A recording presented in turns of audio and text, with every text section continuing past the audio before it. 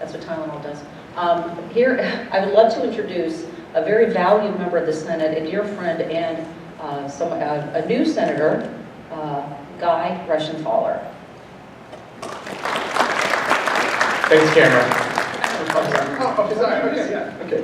So, Senator Guy Reschenthaler was elected to the state Senate in November 2015, winning a special election to represent the citizens of the 37th Senatorial District, which includes portions of Allegheny County and Peters Township in Washington County. The son of former teachers, Senator Reschenthaler was raised in the South Hills of Pittsburgh, graduated from Penn State, the Barron College, in 3 years, and completed law school at Duquesne University. After law school, Guy fulfilled a lifelong dream and joined the U.S. Navy Judge Advocate General Corps and volunteered for duty in Iraq. In Baghdad, Guy prosecuted nearly 100 terrorists, including top figures in Al-Qaeda. He also successfully defended a Navy SEAL falsely accused of misconduct. Stateside, he served as a Navy lawyer in Norfolk, Virginia, and then in Texas and Oklahoma, where he was first uniformed military officer ever to share in the prestigious Michael Taylor Shelby Award, given annually by the Southern District of Texas chapter of the Federal Bar Association, for outstanding ethics and professionalism. Back home, Guy worked in private practice at a multi-state law firm in Mount Lebanon and was elected magisterial district judge for Pleasant Hills, Jefferson Hills, and South Park, winning the nomination of both parties. In the state Senate, Reschenthaler's priorities include improving education opportunities, limiting government and lowering taxes, and reforming the pension system. Senator Reschenthaler. Thanks, Mr. Daniels, and thanks for being here tonight. It's really good to be back in Canada. Walking in, I kind of got a sense of dread because the last time I was here was for a wrestling tournament, and I don't think I would make 160 pounds tonight like I did in high school, but that's okay. Let me just start by saying that one of my top priorities is education funding, but at the same time, I also know that property taxes are tough for especially senior citizens. So I think that what we have to do is we have to take a broader look at the property tax issue in Senate Bill 76. And with that said, there's a lot of hidden issues with Senate Bill 76 that we have to consider when evaluating it.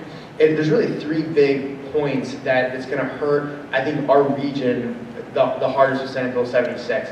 And that's the fact that if you eliminate property tax, and I should put eliminate in quotes, if you get, because you're not going to totally eliminate property tax, but if you would get rid of school tax funding by property tax, then what you do is you're going to take the money and it's going to go to Harrisburg through a PIT, personal income tax, and sales tax. And that money, once it gets to Harrisburg, is going to go on an eastbound train to Philadelphia. So there's a problem with that, and it's going to shift control away from our local governments, our local school boards. It's going to put all the control in Harrisburg. We don't want to turn the General Assembly into a large school board. Those who have kids in the district and children in the district are the ones that know best how to educate and manage a school district. And that's why local control is so important. And with 76, we'll lose all that local control. We'll cede it from Western Pennsylvania, and we'll cede it to Harrisburg, and our money will follow to Philadelphia. But let's just talk about the taxes in general. If we eliminate property tax, we're going to have to increase personal income tax. It will be the largest tax increase in Pennsylvania history. And we're going to have to increase sales and tax. It will be the largest sales and tax increase in Pennsylvania history. And not only will we increase sales tax, we'll also increase the base of the sales tax. So sales tax is problematic because it's very regressive. The working class pays sales tax more than anyone else. And right now, in Pennsylvania, that's balanced with all the exclusions we have. But if we get rid of all the exclusions, hardworking families are going to have to pay more and more taxes as that burden shifts to working families. We're also going to have to take into account that we're going to lose our federal deduction for property taxes. So we're actually going to pay even more taxes, we're going to lose that deduction.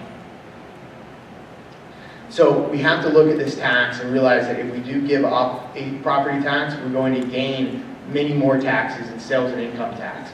I also want to talk about, when I said elimination, this bill really doesn't eliminate property taxes. Schools will still be able to tax the retired debt. And in my district, most of my schools, the vast majority, I think only one or two, maybe statewide, they're in debt, right? So places like Peters Township that has debt, there's still going to be taxes on those citizens to pay to retire that debt. And there's still going to be municipal real estate tax. You're still going to have county and municipal governments levying a tax. So it's really the worst of both worlds. We're still going to have vestiges of a sales tax and sales tax. We're going to have an increased PIT, an increased sales tax, an increased base of the sales tax, and we're going to lose deductions of the federal, with our federal taxes. So that's all problematic. I already talked about the loss of local control, which is a serious issue. And then we're also going to have the fact that 76 ignores the root problem. So what's the root problem of all this? Why do our taxes, our property taxes, go up year in and year out? And it's because of the pension. The public pension system is a $60 billion unfunded liability. And when I was running for office, it used to be, I think it was 52 or 53 billion. And Senator Bartolotto one time corrected me and said, no, it's up to 60 billion. And Senator Bartolotto probably corrected me because it's probably even more right now. But our pension is growing exponentially. And if you look at it, the money that's raised from property taxes, all the increases, 70 to 80% on every dollar is going to the broken public pension system. So what we need to do is we need to attack that root cause, which again is the broken public pension system. We need to pass Senate Bill 1, which is to have a 401k style element to the state pension system.